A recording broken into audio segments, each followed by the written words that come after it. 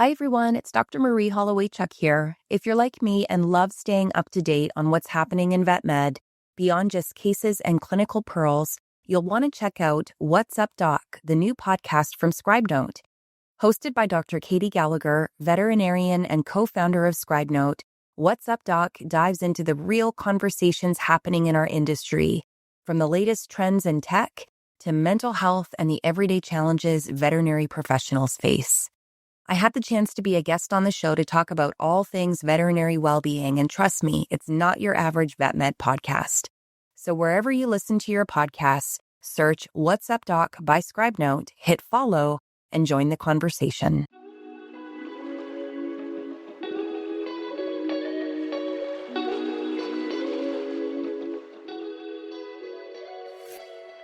Hey everyone, welcome to another episode of Reviving Vet Med.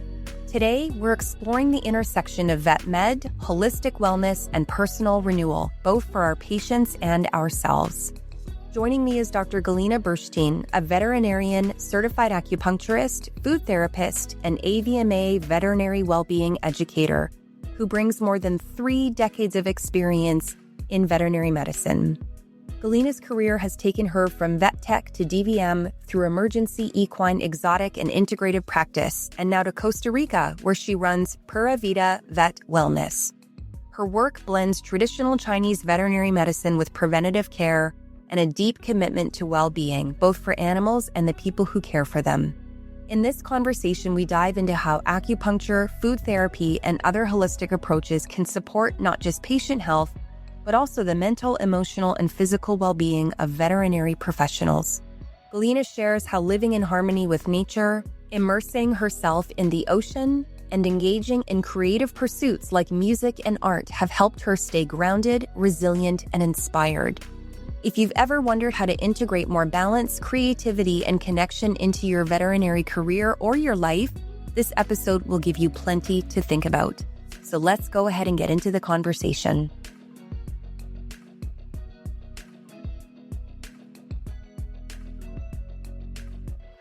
This is the Reviving Vet Med podcast, and I'm your host, Dr. Marie Holloway-Chuck. And my mission is to improve the mental health and well-being of veterinary professionals around the world.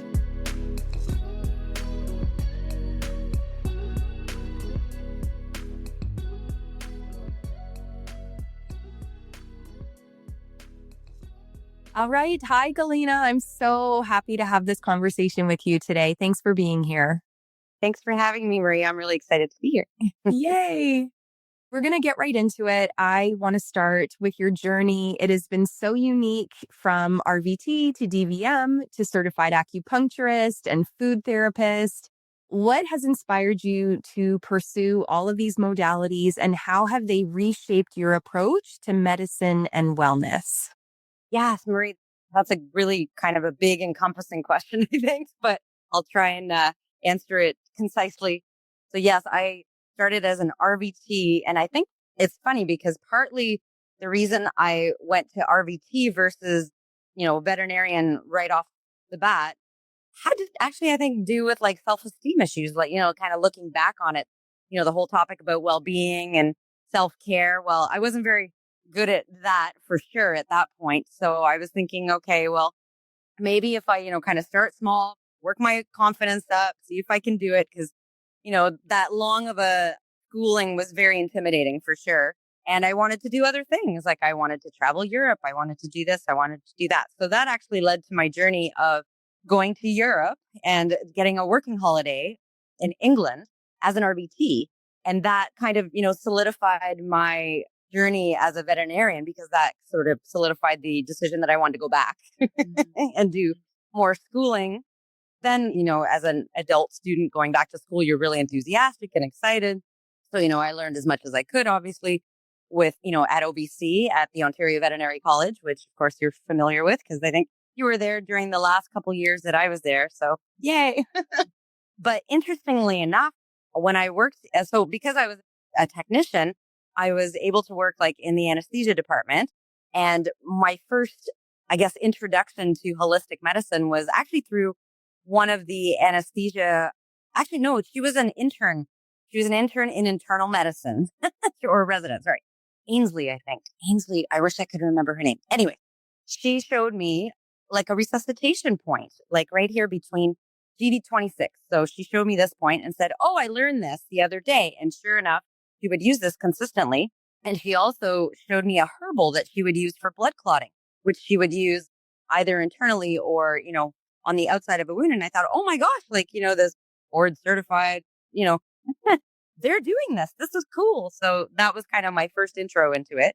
And then during my last year when I did an externship, well, I was really interested in equine at that point. And the externship that I did was with a solo practitioner in, Niagara Falls area.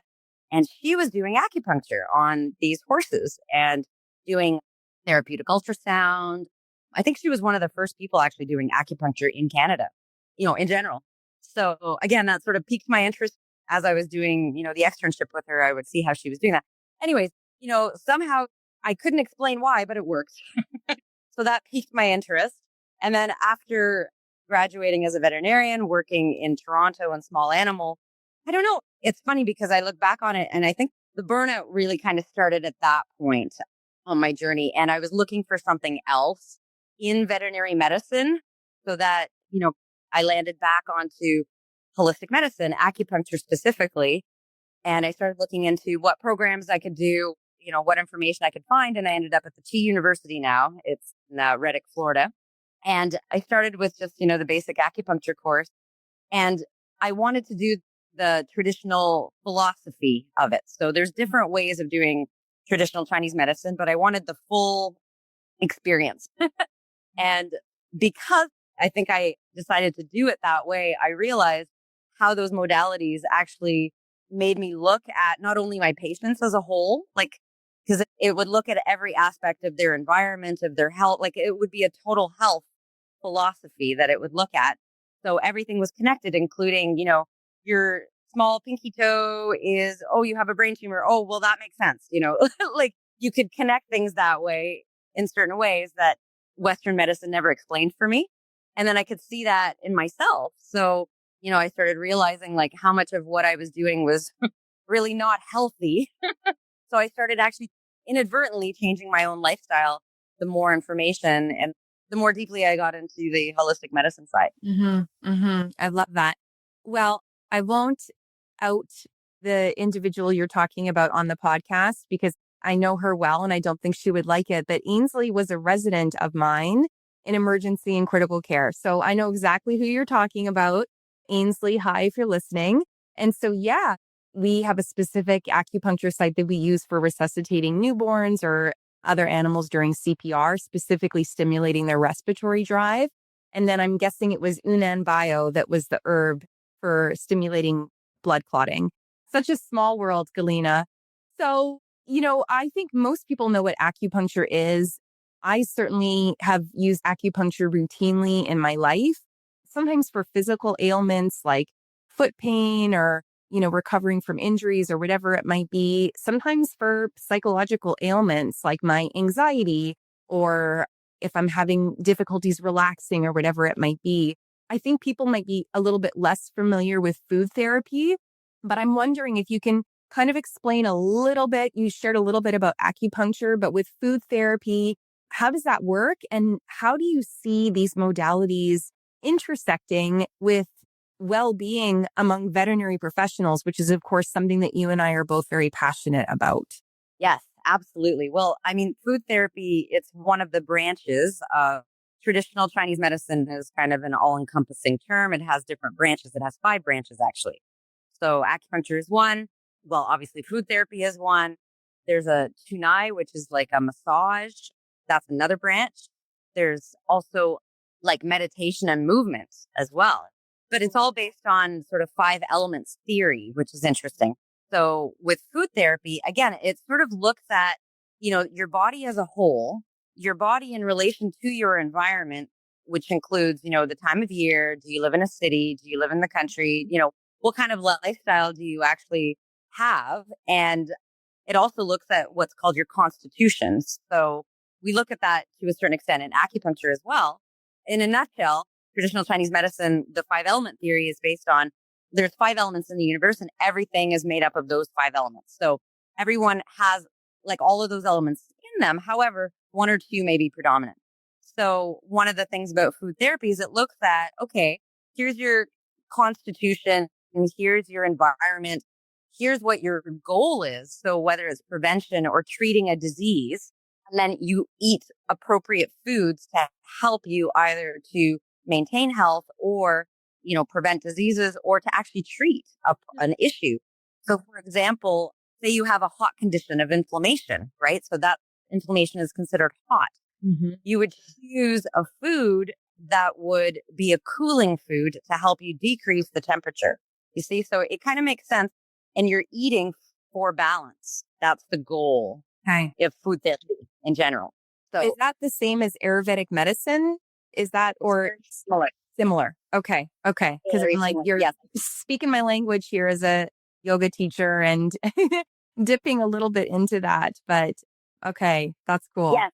I think there's a lot of overlap. Obviously, it's, the Eastern medicine philosophy, like traditional Chinese medicine is based on Zen Buddhism. It's a philosophy of medicine. Right. So it looks at patterns. It looks at seasons. It looks at, your emotions, like how we say, oh, you can die of a broken heart. Well, in Chinese medicine theory, yes, you can actually, but you can also eat foods to help counterbalance that, help you get over it. So it's really interesting.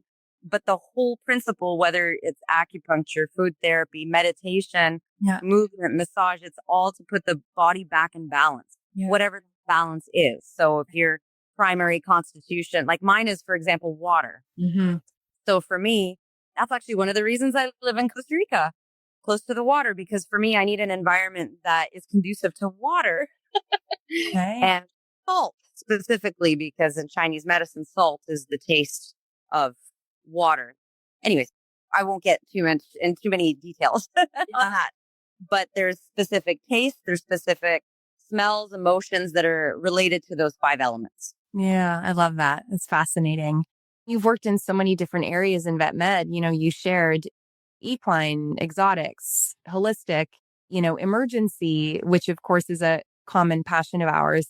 What are some practical ways that you've seen holistic approaches help in terms of reducing stress, preventing burnout, and promoting resilience among caregivers? Because you've been exposed to a whole lot of modalities and individuals. What are just a few ways that you've seen these be a benefit? Yeah, absolutely. I don't think it's just one thing. Obviously, you have to have an arsenal of tools and skills and methodologies that you can, tap into at any given time.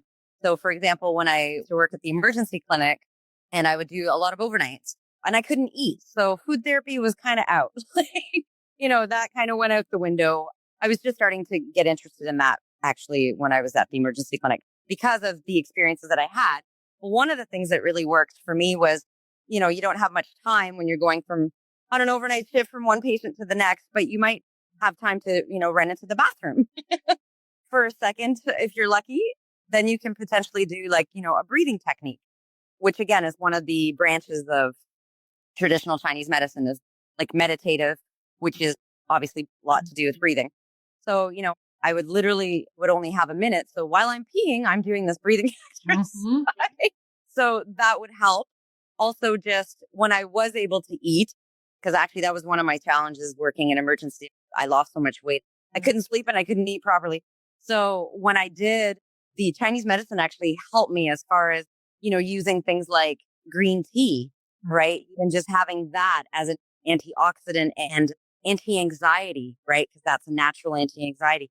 So even just using small things like that, or if I was able to eat, I would have something that was in line with what I was missing. Like whether, if it was in the middle of the winter, I would try and get something that was very watery because it's for my constitution and very warm. So something like chicken soup, right? For example. So it doesn't need to be complicated. You just, I guess, are more aware of your body in general and how it's affecting everything else in your life. So I think it's really about creating that connection to your own body, which I think is the key for well-being in general. I think, as a profession, we tend to, focus all our energy outwards, that we have so much trouble focusing inside that we don't even know, what we're feeling half the time. And that was one of the struggles, that I think Chinese medicine really helped me with is to really kind of focus on, what is my body actually feeling like? Okay, does it feel imbalanced? Okay, maybe I need to eat this, or maybe I need to go and do a yoga, a yoga session, like prioritize it because, I'm feeling drained otherwise. So it really helps to get sort of like a well-being schedule, like designed for yourself that's individual. I love that. I love that. Yeah, I love the holistic approach, looking at everything. Like we know based on research that there is this mind-body connection, especially this mind-gut connection that we're really learning more about. There's, randomized studies that have shown that probiotics can actually help with mental health challenges like depression and anxiety. And there's a reason for that. Like that microbiome has ripple effects through the body. And I know here I am, going into Western medicine, but all that to say, like, it makes good sense. And it even highlights some of the areas that we don't necessarily think about. And I'm constantly in awe. My acupuncturist is a traditional Chinese medicine doctor. And so, she'll kind of, I don't know, be like feeling on my stomach and just, like that. Oh, you got a hot spot right here, whatever. And I'm like, what does that even mean? And that's tied to this that you're feeling over here. And anyways, it's fascinating. And yeah, highly recommend that people consider looking more into that if that's something that interests you, whether as an adjunct to your veterinary practice or certainly for your own health and well-being, especially if you found that the traditional path of, counseling and, exercise hasn't worked for you. Maybe there's a reason for that, right? Exactly. And it's just having more tools and being more introspective and understanding like, oh, well, maybe I'm a little different than, my friend next door, because we're all very individual. So finding what works for you. And it's funny that you said that, the gut biome in Chinese medicine, of course, that fits together. That's your heart, like your anxiety over controlling your gut, which is your earth, right? So that's your fire, scorching your earth. That totally makes sense to me, right? So again, you can almost sort of predict what the result, like I could always predict when I'd be in a bad mood because, oh, well, yeah, of course I forgot to, eat this or I forgot to do my stretches or, so you start to be more aware of what you're doing, what you're not doing, maybe what makes you feel better. So I think it's invaluable to have it as at least something that you can look at as an experiment. Like, okay, maybe I'll try this and see if I feel better. Love that. It's fascinating.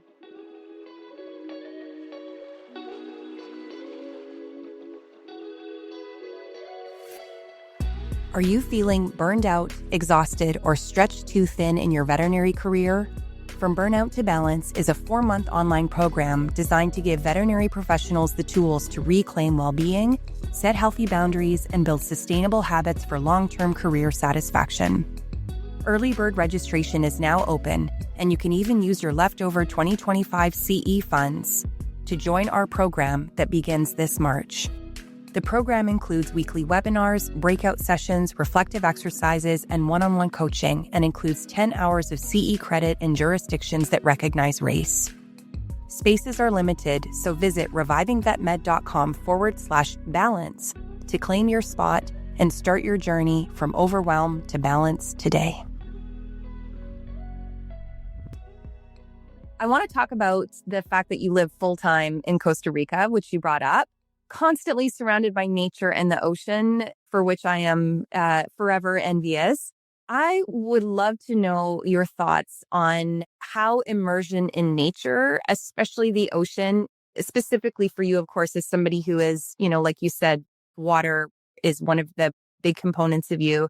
How has that supported your well-being? How has that change in environment shifted your well-being? Oh, it's actually been huge.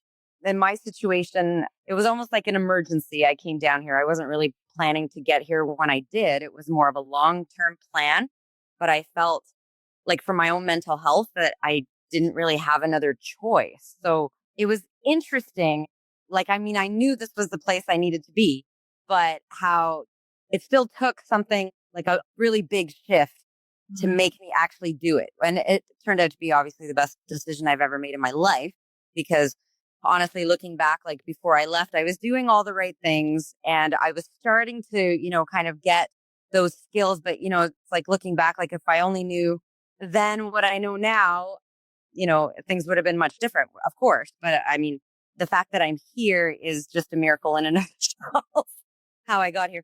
But what I noticed was, I was on antidepressant medication, I was on anti-anxiety medication, and I was still struggling. Like I was thinking real fast. Like I was struggling with my physical health as well. It was so interesting because it almost felt like I was breaking down mentally, emotionally. And then it was like, my body's like, yep, see ya, I'm going too, right? Because that is that mind body connection, of course. So just that change in environment. And I'm not going to say, it was instant at all because, even now I still feel like I'm still recovering because it was just such a severe burnout that I experienced, unfortunately, because I didn't know I'd gone past that point of almost like no return, right? But that's okay because I feel like there is still that point of no return, or there is a point of return. It's just some of us take a little longer than others, and that's fine. We all have our own journeys. But that change in environment was able to really let me focus on myself. And because it was during the pandemic, of course, like there was nobody here. So I think it was almost like a forced silent retreat in a way that I had to kind of go back to the basics of myself. Like, what could I do to make myself feel good? Because I was literally at the point where nothing felt good. I was beyond numb. Yeah. So I know with your experience, you understand what I'm saying when I say that. So like, I just remember spending hours just staring at the ocean just so my mind would be quiet. And that was the only way I could quiet my mind. Otherwise it was like this. And when I was in vet school, I remember the first year everyone did yoga class, and me, crazy lady that I am, I decided to do a NAUI 10-week scuba diving course at OVC with all the marine biologists. And I hated every minute of it. It was such a pain in the butt because I missed the bus every Tuesday because the pool went too long. And I never knew why I was doing it, but I just felt this, draw like I had to do it. And then when I finally got to Costa Rica, and there was really nothing I could do. Like I couldn't work here. I was kind of in limbo for the first couple years. And I started diving because I had been, diving for the last 20 years, just on vacations. And, when I was able to go, when I needed a break from the veterinary world, I would go and I would do, a course somewhere. That's how I would do it. And then all of a sudden I was faced with, okay, I'm not really a vet anymore because I just left. Everything's closed. I'm in a new country. Like I could literally be anything I want right now, anything at all, anything I ever dreamed of. And what I always wanted to do, I'm like, I want to dive. I just want to have the ocean. I want that to be my environment because I couldn't handle the outside world at that point. So I literally just dove in. I did my instructor training. I started teaching. I started working with these girls that literally I would entrust with my life every single day. And that actually taught me how to work as a team. I'm like, oh my God, why can't we do this in veterinary clinics? Why? We would love our jobs. I mean, seriously. And, it'd be so much easier. And, as soon as my head goes underwater, everything turns off. You can't call me. I can't check my cell phone. I can't get messages. You can't even talk to me. It's just sign language, right? So it really does go back to the basics and makes you feel like you're part of something bigger than yourself, which I think is one of the things we also forget, getting wrapped up in our everyday lives, giving our energy away every day for all our patients, all our family, like everything, right? But I think that's what is kind of the root of all the depression, all the anxiety is when you feel so alone. You feel like you're the only one, or you feel disconnected from like who you truly are, what you truly feel. And that to me is the natural world. So since then, I'm off all medications, like literally. I mean, I don't know. I remember my doctor saying, don't count on the fact that you're going to go to Costa Rica and then everything's going to be hunky dory. Like you still have an imbalance in your brain because this is what depression is. And I've had it since I was a child. And I said, you know what? I don't accept that. I don't accept that. I think we have more control and more power than we know. And it's just creating and building what's right for you. And then you can change the chemical structure of your brain. Of course you can. How else do we grow as humans, as people? Like I feel like that's being too much of a victim when you think that that's not possible. I think the medication should be something that we use to get to that point, to help us with everything else, with counseling, with whatever you need to get there. And I think there's a lot of different ways that can look like, and probably a lot of different areas that you need, to bring in to help yourself. But I think environment is huge. And I think we forget about that. Yeah. Oh, so many important things to unpack. And, when it comes to depression and medication specifically, I think everybody is different. As someone who's lived with depression since, diagnosed in my early 20s and probably started before that, being on and off medication throughout my adulthood, it's actually, when you look at the research, brain chemistry aside, there are subsets of individuals when they have significant mood relapses within a certain time frame of stopping medication, the chance of them needing medication lifelong is much higher. At least that's the way that my psychiatrist explained it to me.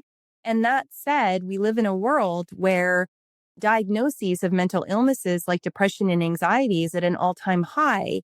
And there is research to demonstrate that that does coincide with a lot of the environmental, cultural, and technological shifts that we've had. I listened to a podcast recently looking at children with anxiety. While it is correlation, not causation, is significant research to demonstrate with the rise of the smartphone has been the rise of anxiety and especially self-harm and other very concerning mental health problems, especially among young girls. So I agree with you. I think there's so many different factors. And of course, that's why traditional Chinese medicine is so important. When we think about environment specifically, I teach a lot about self-care and the different dimensions of self-care and wellness. And like we've discussed, kind of similar to how traditional Chinese medicine looks at, everything holistically with self-care. It's not just about eating it right and going to bed early and exercising. There's many different things, financial, social, and others. And environment is one of those things. And when I dove into that, I was like, environment, like, what does that even mean? Like, is that like the planet? And yes, that in fact is one of those things. But again, going back to the research, there is tremendous research to demonstrate how our environment impacts our mental health and well-being. Research in the workplace to show that if you work in a cluttered work environment, your chance of experiencing depressive symptoms is higher.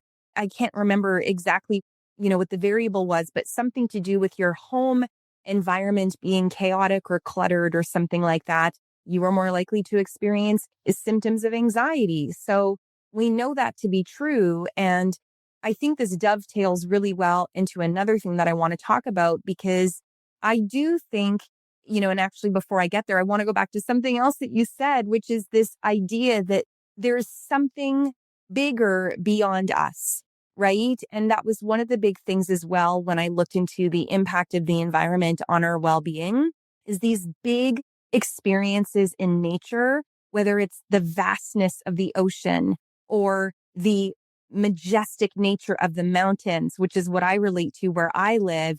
It creates this sense of awe. And when you experience that awe that's unexplainable, untenable, like almost like you can't put it into words, that there is a well-being benefit to that. And again, there's research to support that as well. I believe that. I believe that because that's like hope. That's like having a reason to live. That's like the magic of our planet, of our world, of where we live. It's not just about the client that just yelled at me. Like, who cares? Exactly. Yeah. Who cares about that person? They're having a bad day. Totally. It just broadens your perspective, which is why part of me wanting to have this conversation with you was wanting to talk about your passion for ocean conservation, because you clearly identify with the importance of being in nature, enjoying the ocean, the impact that's had on you. Can you speak to this idea that caring for the planet, especially our oceans, is an extension of caring for ourselves and our communities? Yeah, absolutely. I think that was one of the skills, I guess, that I was trying to exercise, when I first came here. It's almost like looking for a purpose. Like being a veterinarian was such a crucial part of my identity for so long, and like basically my whole life.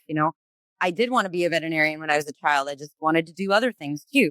So, it's identifying with it, but not being defined by it. Mm-hmm. So the ocean kind of like for me, it sort of gives me perspective on that and what like having a purpose outside of yourself and outside of, what your goals are just for yourself, like literally staying in that sense of awe almost. Right. And if we don't protect that, I see it firsthand here. Like, I live in a marine protected area. And when I first moved here, I thought, oh, that's so great. This is the first marine protected area in Costa Rica. They're really proud of it. They're really protecting it. And then I learned that, me on my little dive boat every day, I'm the one who's patrolling because no one else is there, so it's like kind of understanding that, no, you can't fix everything, but it's also if you look outside yourself, there are small things you can do. If you're looking at small things in your environment, you can also look at things in your bigger environment that will make a difference for your smaller environment of, feeling at least proud of the accomplishment or feeling like you can do something. Because I think that's also part of it is that feeling of hopelessness. Like we see all the stories about how everything's dying and everything's going away. And you can find all of those.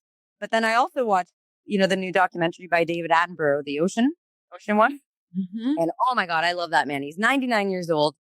He was diving back in the 50s when our oceans were so full of fish that you would literally bump into them as soon as you jumped in the water. I mean, we don't have that at all anymore. And he's seen all of that. He's seen all the, long lining, the trawling, how it's not just destroying the ocean. Our ocean is our lungs. It's everything. Like that is our environment. If that's gone, our terrestrial environment is also gone, right? But the best thing about that movie was that it reminded me that, he was saying that in a nutshell, the marine protected areas is the hope.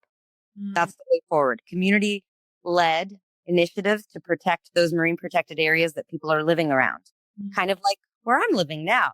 And, it's almost like getting angry about something is also a good seed for getting things done and getting some sort of action happening. So, I'm trying to see who else is interested in protecting our marine protected area that's not protected. Mm-hmm. And then that actually also helped with, the depression side of it, because then I felt like I'm part of a community of people that also care about our environment. And then I feel like I'm part of something that is bigger than like, it's not competition, it's collaboration. Mm-hmm. And it's, people from North America, people from Costa Rica, people from Europe, but we all have the same goal. So almost looking at the planet or your bigger environment, you can always find a mutual goal, even in those potential conflict relationships, right? I love that. Yeah. There's so much evidence to support this idea of social well-being, connecting with other people around a common goal or interest or purpose. It really offers this sense of belonging, which is an antidote to loneliness, which a lot of people feel. And I would venture to say that I know that what you do is volunteer. Like these are not initiatives that you are paid for. There's a lot of research to demonstrate that volunteering, doing something, beyond that which we are compensated for, actually maybe counterintuitively brings us a lot of joy and also boosts our well-being. When we can do something to help out of the goodness of our hearts and or because we are driven by purpose or passion around that is really important. And I will link to that ocean documentary as well as podcasts that we recorded on volunteering and the benefits of that, because I think that can't be understated. Oh, I agree 100% with the volunteering. It's something bigger than yourself that you can share. And it's funny because I always thought, like when I burned out very badly, that's it. No more vet medicine. I'm never going back to this. Like I could not look at another patient. So of course, through the volunteering, I started helping at a wildlife rescue with some monkeys. And of course, that was free. Like you said, it's volunteering. I thought that it was counterintuitive that I would actually gain my love back for veterinary medicine by not getting paid for doing it. But it's almost like you get your identity sort of wrapped up financially in it too, because that's your livelihood, right? Mm-hmm. So when you can do it from the love of your heart, which is how we all wanted to do it in the first place, then it really brings us back to why we chose this profession, right? Such a great point. I'm so fascinated by you, Galina. The more I get to know about you, you mentioned you're a diver. People maybe don't also know that you're an artist and a musician. I've had the pleasure of listening to you play the guitar and sing. you've got so many creative outlets that you have with your music and your artistry. Just wondering how that has supported your mental health and well-being. Yeah. So looking back on sort of my trajectory in my career, I noticed that the times that I felt the worst, so to speak, were the times like I was unable to tap into that creative outlet. Because I think, again, like you sort of get defined as being this veterinarian, this practice owner, this whoever, right? It's like there's nothing else, but that's not right. That it can't be. You are so much more than just that piece, right? I mean, it doesn't have to be something creative. It could be something sporty. It could be just something else that is part of an integral part of your personality of what you feel good doing. Like I always thought, if it's something that I'm doing that I can lose track of time, then that's what I want to do. That's what I want to do. And that's actually a meditative state, isn't it? It's like active meditation, right? And before I was going into, the veterinary field, funny enough, when I was in, high school and beginning of college, I was an English major. I did art. I wanted to write novels. I went to Vancouver to, be a hippie on the beach. That's basically what I did at 18 after high school, and then realized I couldn't sustain that lifestyle.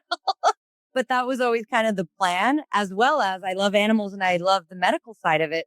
Yeah. But funny enough, it was a traumatic episode in grade 9 where my home ec teacher told me I was too stupid to learn science. And I think that stuck for so long that I didn't even realize it was there.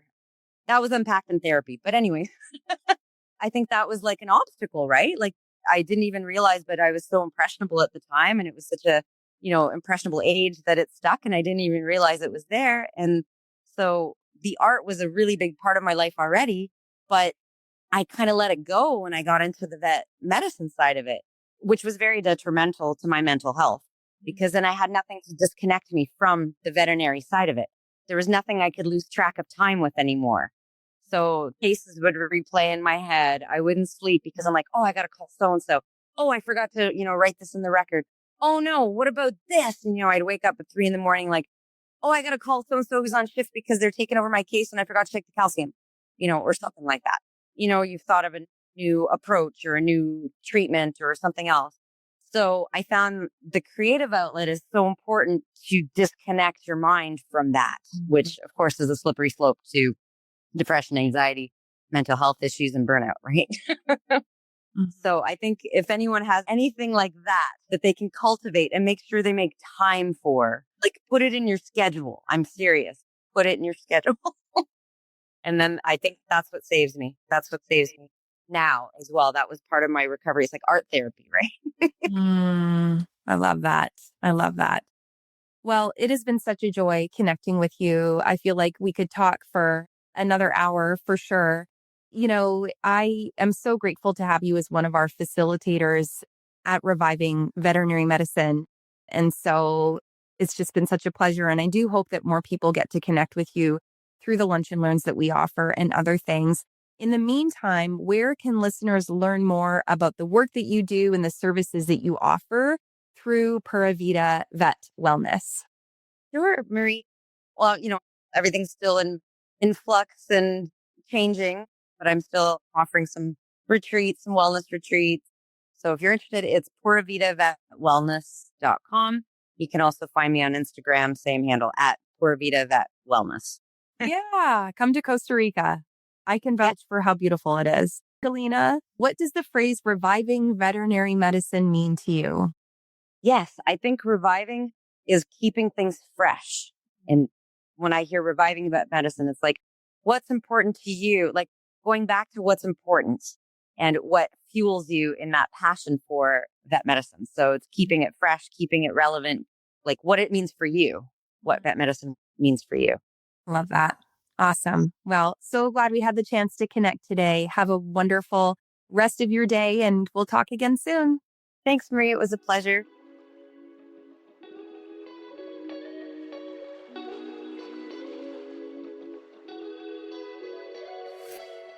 So that's it for this episode of Reviving Vet Med. I hope Galina's story has inspired you to think about wellness in a broader way, one that goes beyond the clinic walls and into how we care for ourselves, our communities, and the planet. Whether it's exploring holistic modalities, reconnecting with nature, or rediscovering creative passions, Her journey is a beautiful reminder that vet med can be both a calling and a sustainable, fulfilling part of life. If this conversation sparked ideas for your own well-being, I encourage you to share it with a colleague or friend who might be looking for a fresh perspective. And if you'd like to learn more about Galina's work with Pura Vida Vet Wellness, or to hire her as a Lunch and Learn facilitator for your team, you'll find all the links in the show notes. Please subscribe to the podcast if you haven't already so you never miss a future episode.